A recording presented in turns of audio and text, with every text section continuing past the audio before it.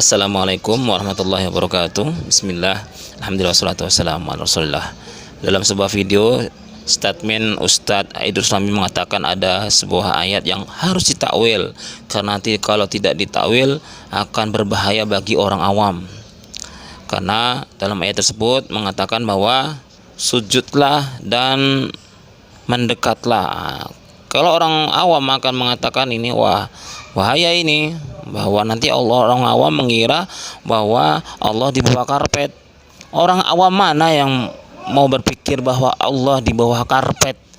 Lalu setelahnya beliau mentertawakan cara berpikir Wahabi yang tidak menggunakan otak untuk menerjemahkan sebuah ayat. Nah, nih. Ya, inilah contoh otak liar yang tidak dibimbing oleh wahyu, teman-teman. Mari kita simak videonya selengkapnya.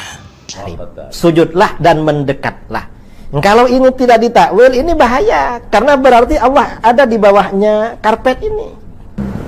Berarti Wahabi ini kalau mau pakai otak sedikit aja ya. Sebenarnya kalau dipakai sedikit itu lumayan, hasilnya bagus. Nah, mereka emang nggak dipakai, jadi masih orisinil. Kita semua juga pakai akal. Saya ceramah dari tadi nggak pakai akal. Ente mendengarkan nggak pakai akal. Pakai akal itu harus ya. Makanya Allah muji orang-orang yang berakal, tetapi jangan melampaui batas. Itu saja. Ya. Akal yang tidak dibimbing dengan wahyu tersesat. Ya, akal itu suatu istilahnya suatu alat untuk memahami. Ya. Seperti mata, tapi kalau di dalam kegelapan dia tidak mampu, harus ada bimbingan cahaya. Maka akal itu ibarat mata, sementara wahyu ibarat apa?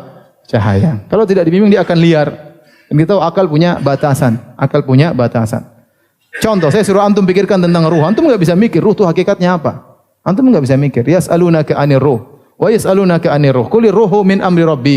Katakanlah ruh itu urusan Rabbku, karena akal kita tidak bisa mikir tentang apa itu hakikat ruh, dari unsur apakah dia, bagaimana kaitan dia mengalir di jasad, kita nggak tahu.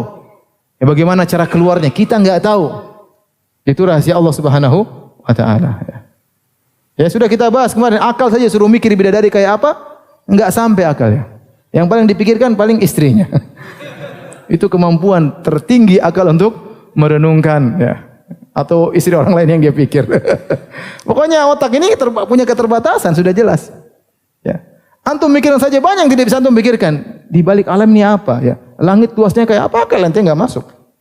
Jadi akal itu perlu, namun ada batasannya. Harus bingung dengan wahyu. Yang parah adalah orang memikirkan di luar batas akalnya. Sebagaimana hawas, sebagaimana indera punya batasan. Mata punya batasan nggak? Punya batas. Lihat matahari ini nggak mampu, ada cahaya ini nggak mampu. Berarti mata ente punya keterbatasan. Pendengaran punya keterbatasan enggak? Punya keterbatasan. Jarak sudah 100 meter, orang ngomong kita enggak dengar. Pendengaran kita terbatas. Maka demikian juga akal punya keterbatasan. Ya, teman-teman, ada waktunya kita menggunakan akal dan ada waktunya kita harus mengakui keterbatasan dari akal kita, dan kita harus tunduk kepada wahyu yang jelas-jelas dari yang memberi akal. Ini jangan diotak-atik, wahyu diakal-akalkan begitu, teman-teman. Ya, kita harus mengakui otak kita mempunyai keterbatasan, mata kita mempunyai keterbatasan, telinga kita mempunyai keterbatasan. Semua kita manusia mempunyai keterbatasan, yang tidak terbatas hanya wahyu.